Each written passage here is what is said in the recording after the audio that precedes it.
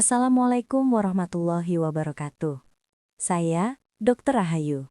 Terima kasih Anda kembali meluangkan waktu untuk podcast ini.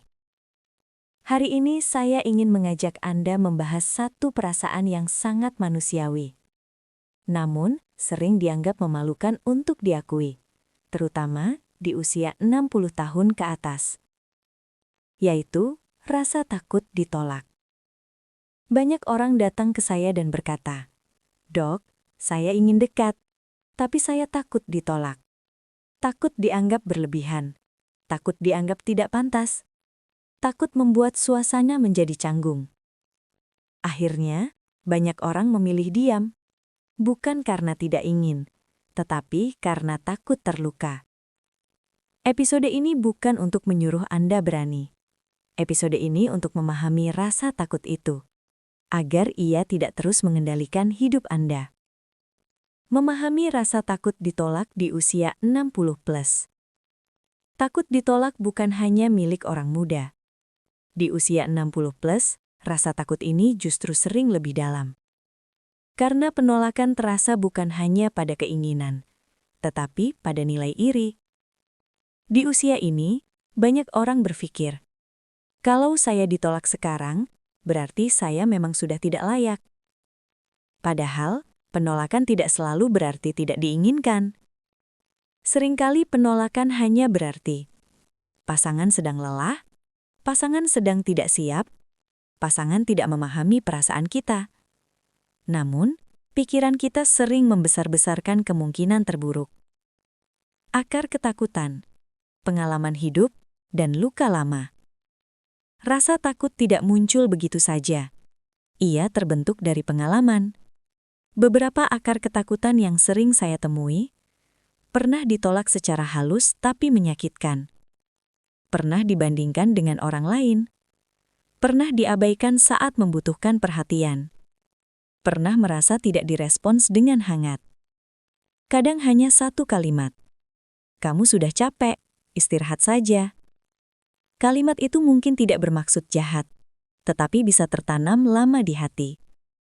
Di usia lanjut, luka-luka lama ini sering muncul kembali, karena kepercayaan diri sudah tidak sekuat dulu. Takut ditolak dalam hubungan dan keintiman.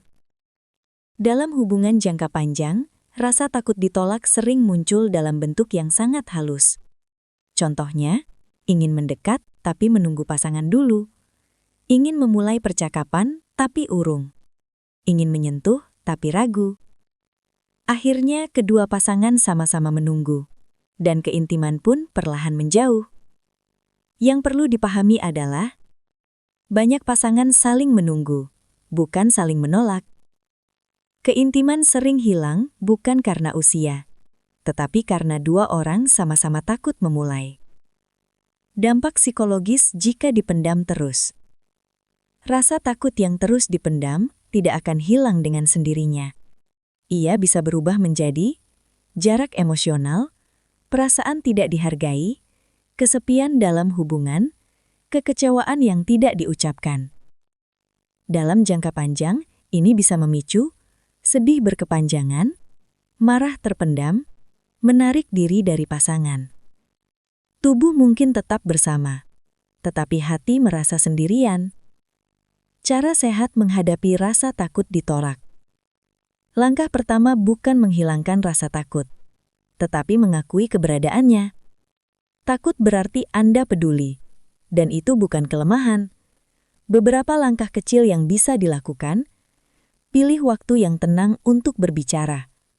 Gunakan kalimat "saya merasa", bukan "kamu selalu". Sampaikan tanpa tuntutan. Contoh, "Aku ingin lebih dekat, tapi aku sering takut ditolak." Kejujuran yang lembut sering membuka pintu yang tidak bisa dibuka dengan keberanian palsu. Dan ingat, penolakan bukan akhir dari kedekatan. Seringkali ia hanyalah awal dari percakapan yang jujur. Saya ingin menutup episode ini dengan satu pesan penting.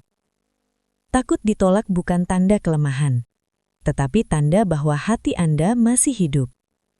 Jika hari ini Anda merasa takut untuk mendekat, itu tidak berarti Anda tidak pantas. Itu hanya berarti Anda pernah terluka dan sekarang sedang belajar melindungi diri. Dekat tidak harus terburu-buru. Berani tidak harus sempurna. Saya, Dr. Rahayu. Terima kasih sudah mendengarkan dengan hati. Sampai bertemu di episode berikutnya. Wassalamualaikum warahmatullahi wabarakatuh.